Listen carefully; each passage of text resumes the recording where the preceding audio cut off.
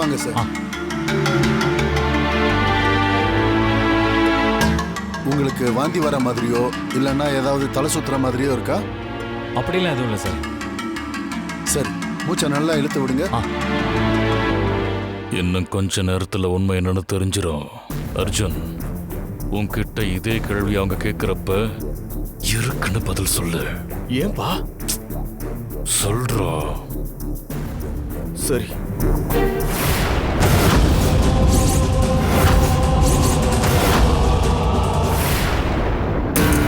Arjun sir, நீங்க வாங்க. அப்பா,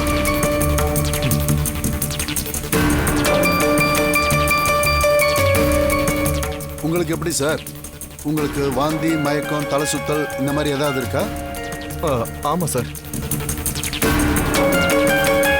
தலை சுத்தல், வாந்தி, டயர்ட்னஸ் இதெல்லாம் அப்பப்போ வந்து போகுது சார். அப்படின்னா இது நிச்சயமா டெங்கு ஃபீவரோட அறிகுறி தான்.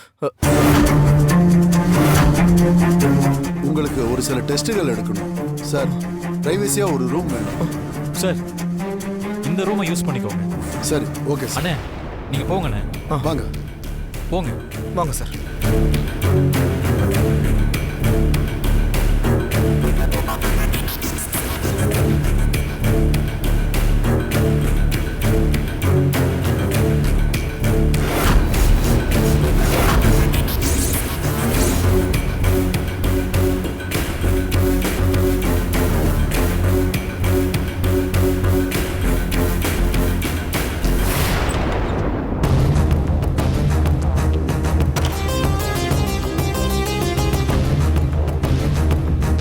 ஓகேவா? உங்களை செக் பண்ணிடலாம் சார். நீங்க வாங்க. உட்காருங்க சார். ஏன் சார், உங்களுக்கு எப்படி இந்த வாந்தி, தலை சுத்தல், மயக்கம் இந்த மாதிரி ஏதாவது வருதா? இல்ல, அந்த மாதிரி எல்லாம் எதுவும் இல்லை சார்.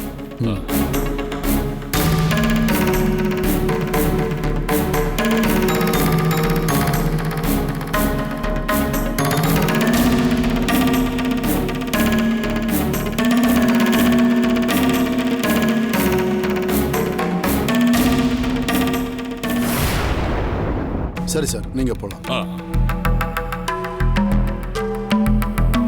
மேடம், நீங்க வாங்க. போ.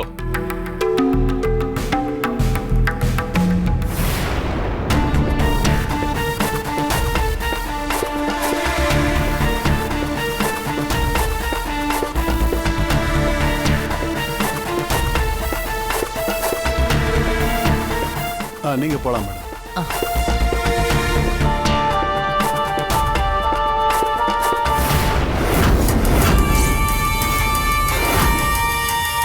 துர்கா, உங்களுக்கு மயக்கம், வாந்தி, தலை சுத்தல் இந்த மாதிரி ஏதாவது பிரச்சனை இருக்கா? நீங்க சொன்ன எல்லா பிரச்சனையும் என் மருமகளுக்கு இருக்கு. நேத்து கூட வீட்ல மோட்ச தீபம் ஏத்தும் போது திடீர்னு மயக்கம் போட்டு விழுந்துட்டா. நல்ல வேளை அவளுக்கு ஒண்ணும் ஆகல. ஆமா மேடம், துர்காவுக்கு டெஸ்ட் எடுக்கிறது நல்லதுதான். சரிங்க சார், அவங்களுக்கு ஒரு கம்ப்ளீட் செக்அப் பண்ணிடுறோம். Okay madam.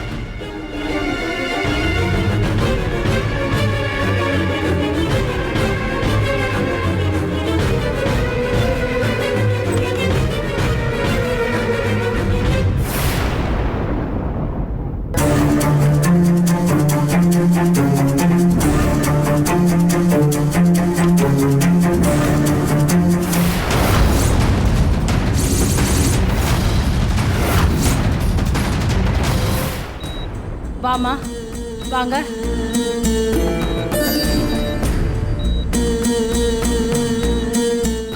மேடம், இதெல்லாம் எதுக்கு மேடம்? வைரஸ் ஃபீவர் கண்டுபிடிக்க அட்வான்ஸ் டெக்னாலஜி எல்லாம் வந்துருச்சு மேடம். நீங்க பேசாம கண்ணு மூடி படுங்க. படுங்கம்மா.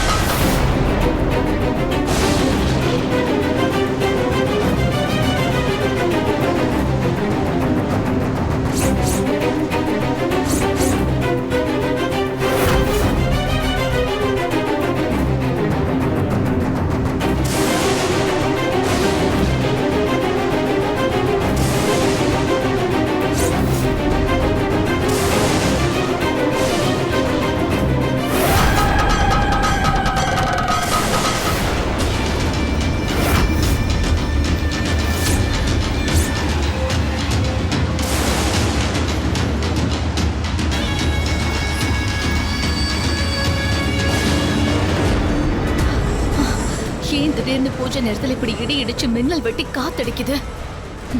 இது நல்ல அறிகுறியே இல்லையே.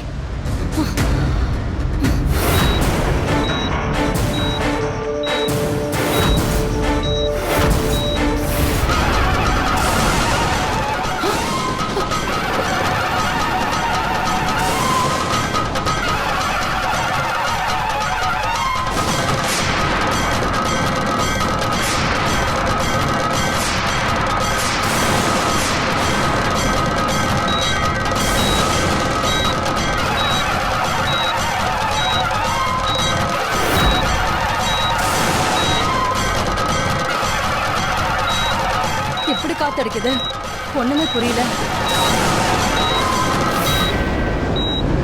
என்னங்க வெயில் காலத்துல போய் இவ்ளோ காத்தடிக்குது, எப்படி இடி இடிக்குது? கோடை மழை வரத்துக்கான அறிகுறியா இருக்கும். இல்ல துர்கா என்ன கதிக்கு ஆளாக போறான்னு நினைச்சு அந்த வானமே அழ தயாராகுதோ என்னவோ.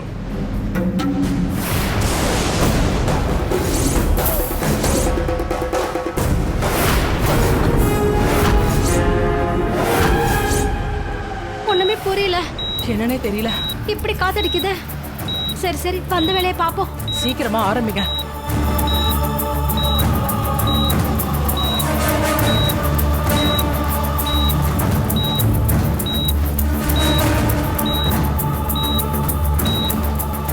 ஐயோ, என்ன சவுண்ட் இது? பல்ஸ்.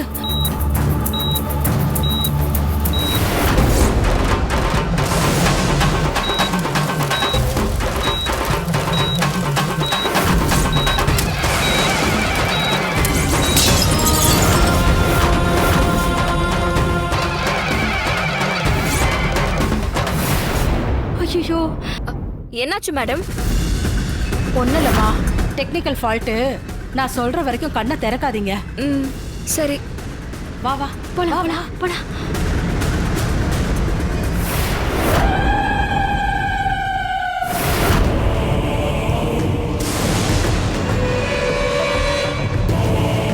என் பூஜையை இது வரைக்கும் இயற்கை தடை பண்ணதே இல்லையே.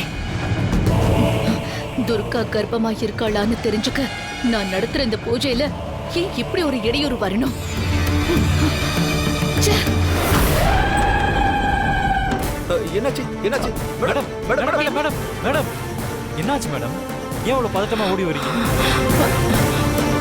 மிஷின் வெடிச்ச சத்தம் வேற கேட்டுச்சு. சார், அதெல்லாம் ஒண்ணும் இல்ல சார். அது இடி சத்தமா கூட இருக்கும்.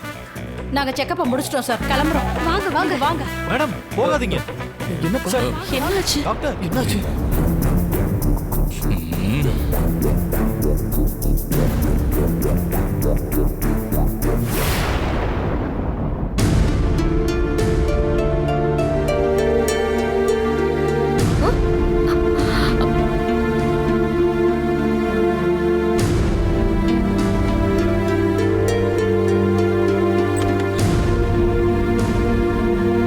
சினியா,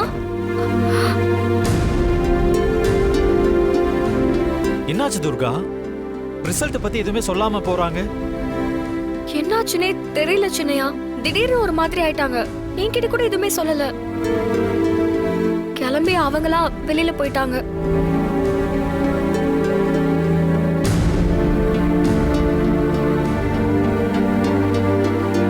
டேய் அர்ஜுன்.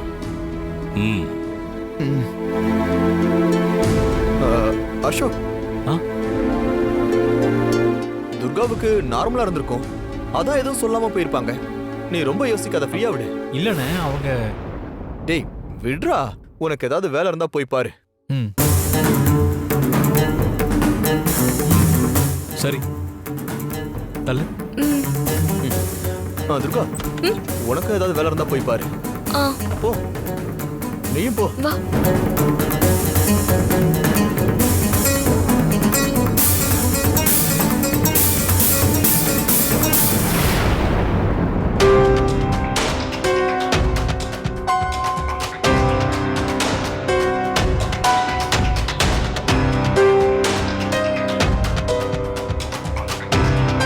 என்னங்க, வந்தவங்க நீங்க செட் பண்ண ஆளுங்க. ஒரு வார்த்தை கூட நம்ம கிட்ட சொல்லாம எப்படி ஓடி போயிட்டாங்க? என்னன்னு தெரியலையே. செக்கப் ரூமுக்குள்ள இருந்து பேய் எறிஞ்ச மாதிரி வந்தாங்க. எதுவுமே பேசாம எங்கிருந்து அவசர அவசரமா ஓடுறாங்க. சரி வாங்க, மேல போய் பேசுவோம்.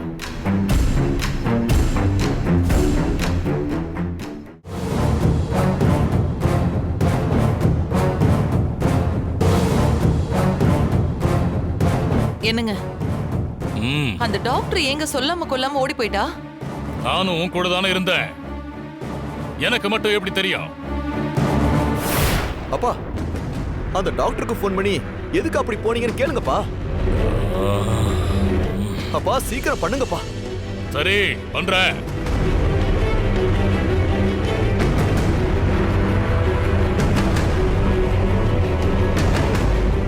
The number you are calling is currently switched off. சுவிட்ச் ஆஃப்னு வருது. அவளுக்கு அப்படி என்ன அவசரமோ? அந்த துர்கா கர்ப்பமா இருக்காளா இல்லையான்னு கூட சொல்லாம ஓடிட்டா. துர்கா கர்ப்பமா தான் இருக்கா.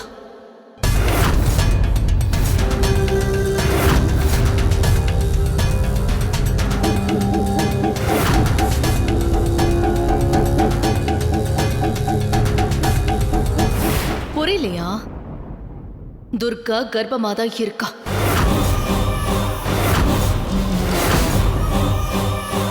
நம்ம ஜென்ம எதிரியான துர்கா இன்னொரு உசுர சுமந்துகிட்டு இருக்கா.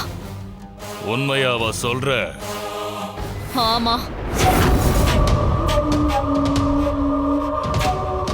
துர்கா கர்ப்பமா இருக்கிறத நம்ம சாதாரணமா எடுத்துக்க கூடாது. ஏன்னா அவ வயித்துல உருவாகி இருக்கிற குழந்தை சாதாரணமான குழந்தை இல்ல. விசேஷ நட்சத்திரத்துல பிறக்க போற குழந்தை.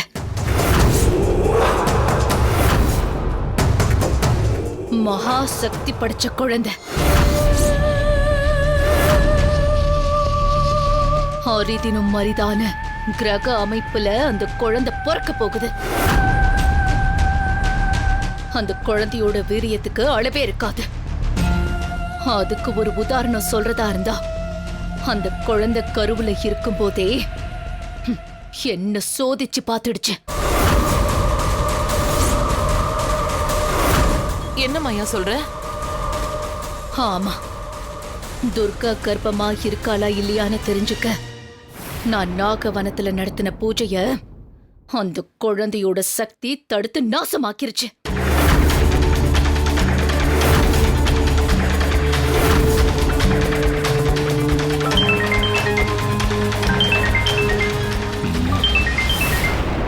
அந்த டாக்டர் தான். அப்பா ஸ்பீக்கர்ல போடுங்க. Hello hello sir. ஹலோ, ஏமா கை நீட்டி பணத்தை வாங்குனீங்கல்ல, இப்படித்தான் எதுவுமே சொல்லாம ஓடி போவீங்களா? சார், அப்ப நாங்க 2 பேருமே சொல்ற நிலைமையில இல்ல சார். அந்த பொண்ணு கர்ப்பமா தான் இருக்கா.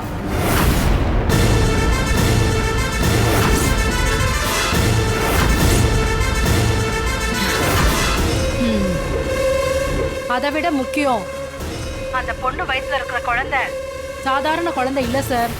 அது தெய்வீக குழந்தை.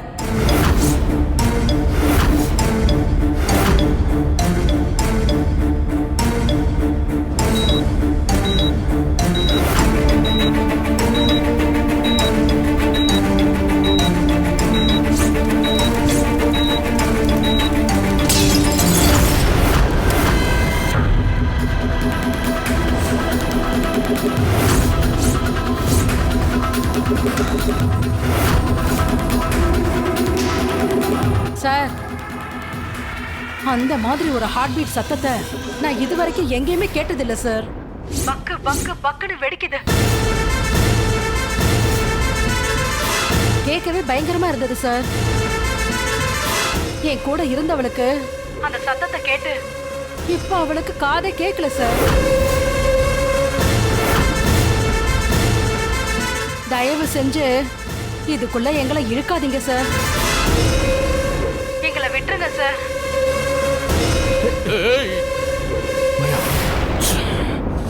கேட்டீங்கல்ல, அந்த ஹார்ட் பீட் சாதாரணமான ஹார்ட் பீட் இல்ல.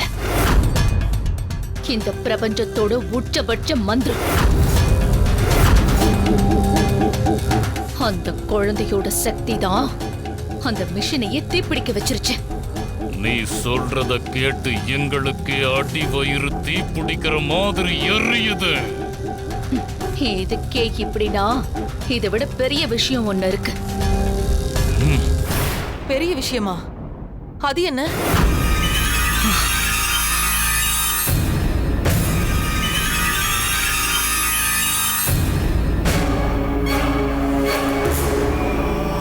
மனசு திடப்படுத்திக்கோங்க.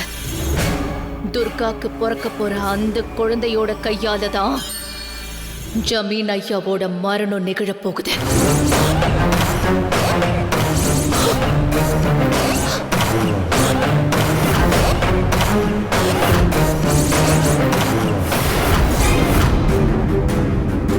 உடுக்க சாமியார் சொன்னது ஞாபகம் இருக்கா? ஒரு நல்லதும் ஒரு கெட்டதும் நடக்கும்னு சொன்னாரு. அதுக்கான அர்த்தம் என்னன்னா, அந்த குழந்தை உங்க வீட்டுக்கு வரப்போ அது இந்த குடும்பத்தோட ஆணி வேறாக்கி இருக்கிற ஆவுட ஐயாவை சம்ஹாரம் பண்ணிடும்.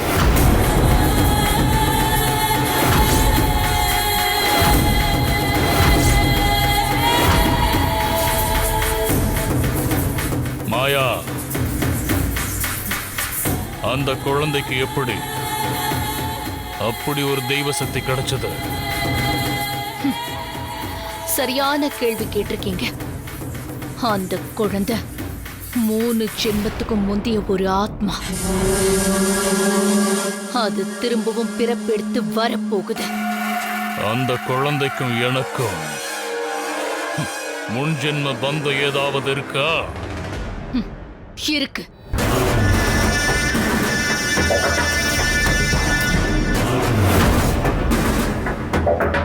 சுமார் 100 வருஷத்துக்கு முன்னாடி அசோக் இளந்திரையனா இந்த சமஸ்தானத்துல பிறந்திருக்காரு. அவர மைனாங்கிற வேடுவ குலத்து பொண்ணு காதலிச்சா. அந்த மைனாதான் இந்த ஜென்மத்துல அசோக்கோட மனைவி துர்கா.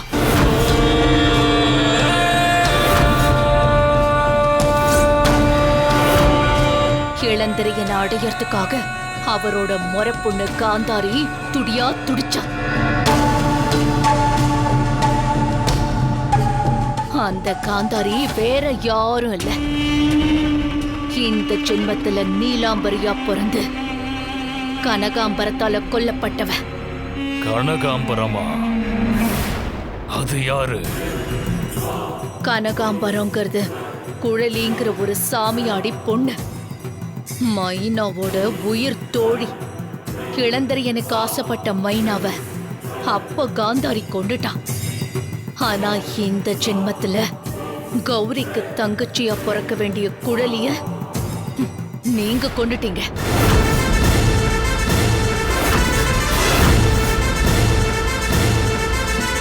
குழலிய நாங்க கொண்டமா? எனக்கு புரியல மாயா. ஜமீன் ஐயா, அவளை கொன்னது உங்களுக்கே தெரியாது. கௌரியோட அம்மா அப்ப கல்யாணி தான் வயித்துல 2 கருவை சுமந்துட்டு இருந்தா. நீங்க அவளை அடிச்சு கொன்னப்போ கௌரி மட்டும்தான் பிறந்தா. அந்த குழலி அவ அம்மாவோட கருவறையிலேயே சமாதி ஆயிட்டா.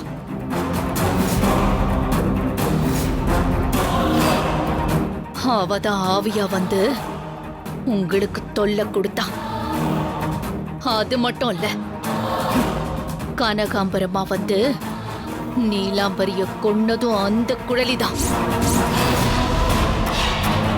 இப்போ ஜென்ம சாந்தி அடைஞ்சு துர்கா வயித்துல கருவா உருவாயிருக்கா.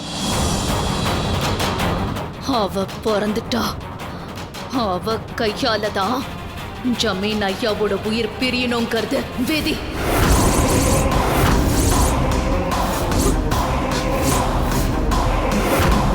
தெரிஞ்சோ தெரியாமலோ குழலியை எப்படி கர்ப்பத்துல வச்சே கொன்னீங்களோ அதே மாதிரி இந்த முறையும் நீங்க அவளை கொல்லணும். அப்படி நீங்க கொல்லலனா அவ உங்களுக்கு சமாதி கட்டிடுவா.